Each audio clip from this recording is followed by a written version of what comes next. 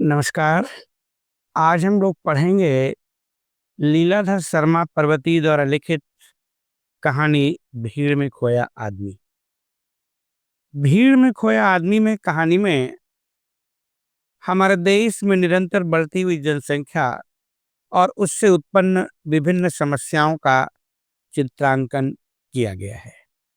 आइए देखते हैं कहानी के प्रमुख पात्र। कहानी के प्रमुख पात्र बाबू श्यामलाकांत।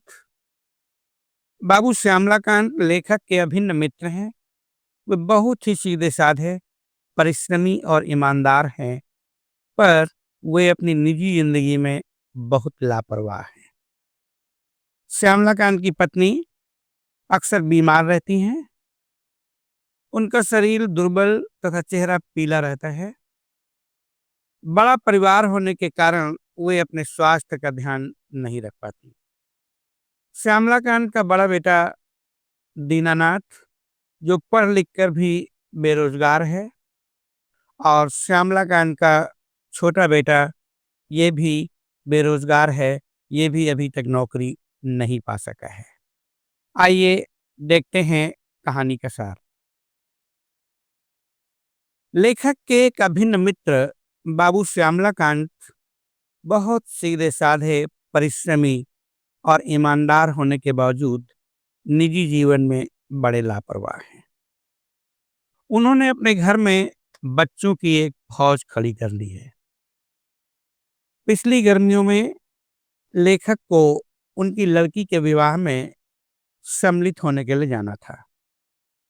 अत्यधिक भीड़ होने के कारण गाड़ी में बिना आरक्षण अर्थात बिना रिजर्वेशन के ही लेखक को जाना पड़ा। प्लेटफार्म पर भी चढ़ने वालों की अत्यधिक भीड़ होने के कारण लेखक को कुली की सहायता से खिड़की से अंदर जाना पड़ा। लक्सर में गाड़ी बदलते समय यात्रियों से पटी ट्रेन की छत को देखकर लेखक सोचता है कि अपने प्राणों को संकट में डालकर लोग ट्रेन की छत पर यात्रा करने के लिए मजबूर क्यों हैं। श्यामलाकांत जी के बड़े बेटे दीनानाथ की पढ़ाई पूरी हुई है, और पढ़ाई पूरी हुए 2 वर्ष बीत गए हैं। वह नौकरी के लिए इधर उधर भटक रहा है। रोजगार कार्यालय में उसकी योग्यता से अधिक हजारों व्यक्तियों के नाम पहले से ही दर्ज हो चुके हैं। लेखक सोचने को मजबूर हो जाता है कि जब एक छोटे शहर में बेरोजगारी का इतना बुरा हाल है, तो बड़े शहरों में क्या हाल होगा। मित्र के घर पहुंचने पर उसके छोटे से मकान में भरे हुए सामान और बच्चों की भीड़ देखकर लेखक का दम घुटने लगता है। जबकि अनेक नई कॉलोनियां बन गई हैं, परंतु फिर भी न जाने कितने लोग मकानों के लिए भटक रहे हैं। लेखक अपने मित्र से बात कर ही रहा था, उसी समय उसके मित्र की पत्नी जलपान लेकर आई। उनके पीछे उनकी 3 छोटी लड़कियां और पल्ला पकड़े 2 छोटे लड़के भी थे। उनके दुर्बल शरीर और पीले चेहरे को देखकर लेखक स्तब्ध रह गया, आश्चर्य में पड़ गया। लेखक द्वारा यह पूछने पर कि क्या वे अपना इलाज करवा रही हैं, आप तो बहुत कमजोर दिखती हैं, आप अपना इलाज किस तरह से करवा रही हैं। वे बोली, इतने बड़े परिवार में रोज कोई न कोई बीमार रहता है, और यदि डॉक्टर को दिखाने जाओ तो वहां इतनी भीड़ होती है कि डॉक्टर अच्छी तरह देख नहीं पाते। ऐसा लगता है कि पूरा शहर ही बीमार है, अर्थात पूरा शहर ही अस्पताल में उमड़ आया है। मित्र की पत्नी बताती है कि वह विवाह के कपड़े दर्जी से सिलवाना चाहती थी, परंतु हर दर्जी ने पहले से सिलने आए कपड़ों के ढेर दिखाकर अपनी मजबूरी जाहिर कर दी।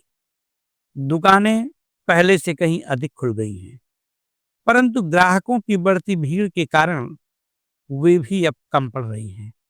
तभी मित्र का छोटा बेटा सुमन थका हारा अपनी माँ से झुंझलाए सुर में नाराज होते हुए एक कप चाय बनाने के लिए कहता है, क्योंकि आज उसका पूरा दिन राशन की दुकान पर लग गया। अत्यधिक भीड़ होने के कारण उसे पूरा सामान भी नहीं मिल पाया। लेखक सोचने लगता है कि आखिर इस सब के लिए कौन जिम्मेदार है। यद्यपि हर मोहल्ले में दुकानें खुल गई हैं, मकान पहले से अधिक बन रहे हैं, रोजगार के अनेक रास्ते निकल आए हैं, रेलगाड़ियों और बसों की संख्या पहले से कहीं अधिक है, चिकित्सा सुविधाओं का भी विस्तार हो गया है, परंतु फिर भी लोगों की जरूरतें पूरी नहीं हो पा रही हैं। क्या आदमी इन सब के लिए स्वयं जिम्मेदार नहीं है? घर में यदि बच्चों के पालन पोषण की, रहन सहन की, शिक्षा दीक्षा की पूरी व्यवस्था नहीं होती तो बच्चों की यह भीड़ दुखदाई हो जाती है, दुख देने वाली हो जाती है। कुपोषण और गंदे तथा संकीर्ण मकानों के दूषित वातावरण से बीमारियां फैलती हैं।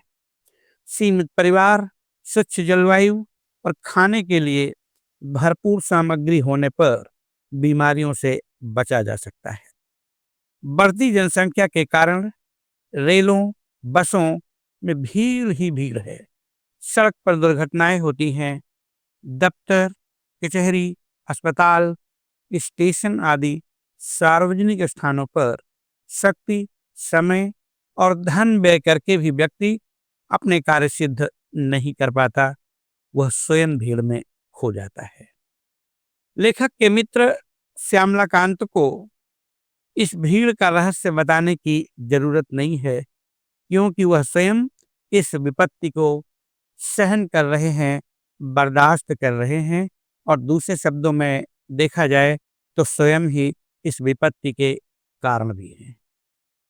अंत में लेखक चिंता व्यक्त करते हुए कहता है कि यदि समय रहते हमारे देश के लोग अब भी होश में नहीं आए तो वह दिन दूर नहीं जब वे इस भीड़ और उसमें पैदा होने वाली समस्याओं में पूरी तरह से खो जाएंगे।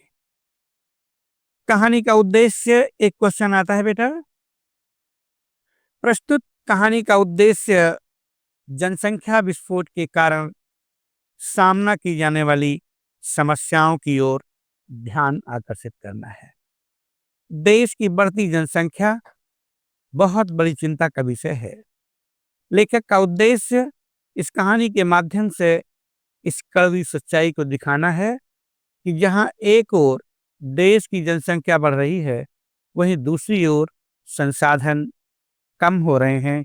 अतः हमें जनसंख्या वृद्धि को रोकना चाहिए। एक दूसरा क्वेश्चन ऐसा कभी कभी आता है कि भीड़ में खोया आदमी कहानी के शीर्षक की सार्थकता सिद्ध कीजिए।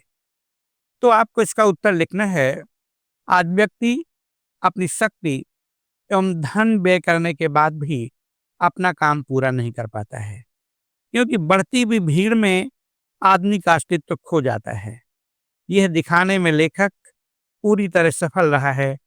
अतः इसका शीर्षक भीड़ में खोया आदमी पूरी तरह सार्थक है।